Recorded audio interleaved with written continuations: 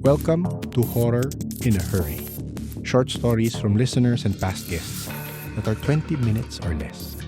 In this episode, we have Olivia and her newfound ability of talking to animals. This is another excerpt from our dinner at Biker Mama's house. I explained this event in Horror in a Hurry Part 2. So let's proceed and listen to Dr. Dulivia. Enjoy. You saw a portal that you want to do. Ano lang siya, parang man-made portal lang. Parang, kasi nung time na yun, nagtitrain kasi ako to, like, go deeper pa. Kasi, nahihirapan ako mag-EQ before. So, sabi ko, practice ko muna yun before I go deeper. Kasi meron akong gustong puntahan. I forgot kung saang place to. I don't know if it's in Batangas. Ano siya? Sunken ship? Yeah, I really forgot. It starts with letter D. Yun. Gusto ko siya puntahan kasi nalaman nga nung sa diving school ko na, yun nga, nakakakita ako. So sabi ko, sige nga, puntahan natin. Kaso, to go there, kailangan kong at least makababa around 9 to 13 meters. Nasa, ano pa lang ako, mga 8. So, konti pa. Kailangan mo Bermuda Triangle siya. Huwag din ako makamalag When you say portal, it's not geo-specific, no? Sorry? It's not geo-specific. I mean, Ah, you're just underwater. You're not. It doesn't have to be a specific coordinate. You know? Yeah. They just call it a portal. So, I Yeah, call yeah. it a portal lang din. Umiihi kami sa Ay, sorry. umiihi kami sa dagat, yung portal. Yung portal.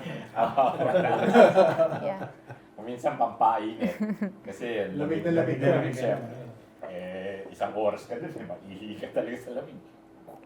Yeah. Pero so far naman, parang one thing na na-develop ko din, kaka-free dive. Like, surprisingly, di ba, nag-read ako mga tao. Ngayon, pati animals. So, nag-start siya nung nag-dive ako. Dr. Dolittle. Ah. Dr. Dolittle. Kasi, so, Ano yun? Emotions, ideas? no, pero ano lang ha, like very cute. Like, one word to 2 words lang kaya nila. So, what kind of So, word are they? so for example, ito, nag-boat dive kami. So, medyo familiar na ako na, okay, mas natatakot ako sa triggerfish kaysa sa shark. So, sabi ko, okay, sige, bantay tayo sa mga titan na triggerfish. So, meron ako nakita ng isa. As in, paulit-ulit. Like, hoy, ginaganon lang ako. Sabi ko, oo, like, so, ano yun? Ano yung hoy ng hoy? So, akala ko, yung kasama ko na nasa likod ko. So, nalpitan ko, sabi ko, anong problema mo? Sabi niya, hoy, naano kita? Sabi ko, ano yun? May naririnig ako. Ano sinasabi? Paano ako magsasalita? May snorkel ako sa bibig. Sabi ko, yeah, makes sense. So, baba ulit ako. Hoy, lapet, hoy, lapet. Ganun lang, paulit-ulit. Tagalog, you know? Hindi, Parang, hindi, like, parang, Feeling ko kasi yung ano yun. yeah. Hindi Hindi just siya. keep swimming. Hindi siya Tagalog direct, pero yun yung pagkakagets ko. Pero yun yung dating sa'yo. Yes, Oo. yun yung dating. So, nakita ko siya, as in, siya yung first ever na nakaaway ko na isda. As in, nag-away kami, tapos parang bad trip talaga ako. Kasi sinusundan niya ako, tinatakot niya ako, halika dito. Like, konting baba, inaabangan niya ako. So, sabi ko, ano ba to? Sabi ko, teka lang, nasobrahan na ata ako ng dive. Baka hahallucinate na ako. Wala ka naman kasi hindi ka mag-night rocks, di ba? Oo. So, sabi ko, hindi. Try ko ulit. So, meron ako nakitang turtle. Sabi ko, sige nga, subukan ko. Sabi ko, sige nga, kung naintindihan mo ako, lapit ka dito. Oh my God. Gumanon yung turtle. Ako ganun lang sa akin. Sabi ko, kasi nagpanik ako. Sabi ko, hala, nagkikets niya ako. Tapos parang ako ganun sa akin. Sabi, ano? Sabi ko, oh my God. Tapos sabi ko, sige, isa pa. Sabi ko, never pa ako nakakita ng sea snake. Okay, sea snake. Anong itsura mo? Tapos nagsigawan yung mga tao sa paligid ko. Pre, wag kang gagalaw. Sabi ko, bakit? May sea snake. As in, pagtalikod ko, nakaganon lang sa akin. Tapos nakatingin lang. Sabi ko, oh my God. Sabi ko, tapos sobrang excited akong bumalik sa shore. Kasi nga, gusto ko naman itry sa mga dogs. Tapos yun, after nung dive na yun, nag-start May na. animals na. Oo, animals na. Kaya nga, meron kasing dun sa diving school na pinupuntahan ko. Pero sea animals. Hindi, land Ah, animals. even land. Kung kahit ano. Actually, kahit nga butik na naipit, naiintindihan Ako ko na. marami kami dito. Ang lala talaga. But anyways, Alien nga rin. yung snake, may snake kasi doon. Tapos sabi sa akin nung Parcel tongue. sabi sa akin nung tiga doon, mabait yan. Sabi ko, mabait siya, pero hindi siya mabait ngayon. Gutom siya. Hindi, kakain niya next week. Sabi ko, hindi, pakainin niyo na. Tapos hindi, tingnan mo mabait. Sabi ko, wag mong galawin. Nasa loob kasi ng aquarium. Sabi niya, wag mo hawakan. Tinuklaw siya. Though, pet niya naman yun. So, sabi ko sa'yo, di ba, wala siya sa mood. Pakainin niyo muna. As in, pinipilit ko kasi yung snake, parang, wag niyo ako hawakan. Wag niyo ako hawakan. Gumagano ng paulit-ulit. Eh, nabibingin na ako. You know, this could be another career opportunity. Wait lang. What about kung nag-pass away na yung animal? Di ba may ganun, mga animal Yeah. Meron. Yeah, pero tawag dito, Mas mahirap yun, ha? So, sa butiki ko pa lang siya natatry so far. Ayun. But anyways, yung snake na yun, gutom siya. So, ginawa sa kanya, binigyan siya ng sisiyo.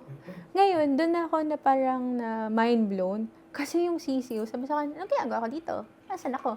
Tapos kinuwento niya na siya daw yung sorry for the term, pinaka-stupid na sisiyo doon sa batch niya. Tapos, So, self-aware siya na stupid siya. hindi, tinatawag daw siyang ganun. So, parang sabi ko, ano nangyayari? Like, di ko gets. Tapos nakita ko, tinuklaw siya nung snake sa harap ko. Kasi ngayon yung food. Tapos pagkapasok niya, sabi niya, naipit ako. Asan ako? So, ko, oh my God. Ngayon, nahihirapan akong, ang hirap talaga. So, recently, pumunta ako ng ocean. Kasi, like, kailangan kong maintindihan yung sarili ko. Oo. So, pumunta ako ng... Di ba? So, by the way, update, hindi na siya katulad nung bata. Hindi maganda. Hindi na talaga. So, pumunta ako dun sa may snake part. And, di ba may mga animals dun na talagang kahit anong gawin, hindi talaga gumagalaw? As in, nagkagulo yung mga bata. Sabi ko, oh my God. Ginawa ko, punantahan ko, kunyari yung iguana doon, nakaganyan lang. Tapos pagdating ko, humarap sa akin. Tapos gumaganon-ganon na sa akin. So, natuwa yung mga bata. So, sinundan nila ako. Pumunta naman ako sa snake. So, ginawa ko, tinap ko.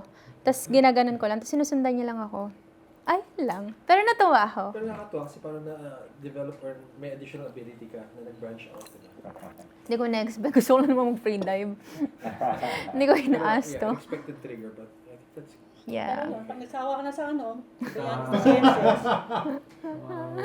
Beyond naman. Beyond the sea. baka bacteria na yung susunod.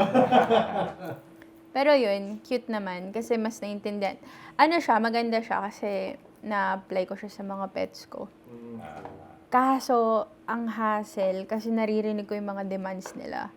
So ngayon, wala akong magawa. Alam nila eh. Usually, anong demand? Ay nako, treats. Ang grabe yung treats. As in, may specific treat. Like, Dogs or cats? both. Both. For example, like, syempre, hindi ko naman alam na yung dog ko pala, mahilig siya sa fruits. Specific, by the way, banana and mango. Like, nothing else. So, parang sinasabi niya, banana. Tapos parang mango. So, tinry ko siyang bigyan ng melon na treats. Ginanon niya lang. Sabi ko, okay. So, nagigets talaga kita. Meron ako napuntahan na event one time. Tapos sobrang daming dogs. Then, may isang dog doon. Sobrang cute. Like, golden siya. Golden retriever. Diba? Ang laki nila. So, imagine, kapag hinihigit sila ng owner nila, kapag ayaw niya, mahirapan kang higitin yan. Kasi nga, they're big. Tapos, as in, naka-flop siya sa gitna ng daan. Sabi niya, tara na. Tapos, sinatawag yung name. Tapos, na-stress ako kasi nga, yung dog, may gusto lang. Tapos lumapit ako, sabi ko, puno na po kasi yung diaper niya. Like, ayaw niya na maglakad. Tapos, Sinabihan mo? sabi ko, gusto daw po niya ng water. So parang siya, who are you? Oo. May ganang vibe. Sabi ko, sorry, kasi I talk to animals. Gawin na lang ako. Tapos sabi niya, okay, sorry, sige. As in, pagkabukas, Naniwala ka? as in, in front of me, inalis niya talaga yung diaper. Tapos pagkakita namin, punong-puno, as in, dripping wet na talaga. So sabi ko, diba? Tapos sabi ko, after niyan, painumin. So pinainom namin yung dog. Tapos, maya-maya, parang alam mo yung chismis na yung mga iba. Hala, hanggang alam mo ba, merong 8 na pets nakapaligid. Ano po nafe-feel ng pet ko sa akin? Tapos ang funny kasi parang tawag dito, like, nag-gets ko yung mga kung ba't nag-a-attitude, ganyan. Basta sobrang cute nung isa kong na-meet na girl. Meron siyang poodle. Girl na dog. Ay, girl. dog. Sorry. Meron ako na-meet na girl and then meron siyang pet na dog, na poodle. Ngayon, sabi niya sa akin, alam mo, like, naging detached na sa akin yung pet ko, ganyan-ganyan. Tapos sabi ko, kasi meron kang ginawa recently. Sabi niya, wala naman akong ginawa. Yeah, you did something. Tapos sabi niya, hindi, bumili siya ng nag-adopt siya ng bagong pet. Tapos sabi niya, yeah, but they're close. Sabi ko, no, they're not. Napipilitan lang siya kasi nasa isang bahay sila. Tapos sabi ko, bakit siya sa akin galit? Okay naman siya dun sa isang pet. Sabi ko kasi yung isa mong binili daw na pet, poodle din. Okay siya kung different breed, pero bakit naman daw same? So feeling niya nire-replay siya. Ganon. Is the dog able Problema mo to... kay Pray, no? Pati problema ng Yeah. hayop. Problema mo na. Pinito sa'yo ng Hindi dog mo yun or imagine. pre-reject sa'yo? Wow. Pre-reject sa'yo. So, kailangan Both. Kasi pag marami dyan. So okay. Both Kasi siya. pero yung vocabulary ng dog, sentences siya. Ano siya? Two Two words. Olivia, maraming salamat ulit sa pag-share ng experiences mo and yung kwento mo. Actually, after nyan, gusto na magpa-read ni Wincy nung sa pets niya. Pero sabi nga ni Olivia, hindi pa naman niya balak gawing business yon. So anyway, for context, na-record namin ito sa isang dinner kanila Biker Mama. Ang mga kasama doon ay si Olivia, si Ninong, si E, si Wincy, si Raymond, kaibigan ni Biker Mama, si Biker Mama, and yung kanyang asawa na wala pang codename. In case first time mo makinig sa podcast and hindi mo kilala yung mga nasabi kong pangalan, huwag ka mag-alala. Nalagay ko ang links sa episodes nila sa show notes. Hindi lahat sa kanila may episode, pero karamihan sa kanila may episode. Regular long-form episodes every Thursday, 1:37 p.m. sa YouTube, and 5 days later, Tuesday, 7 p.m. on Spotify.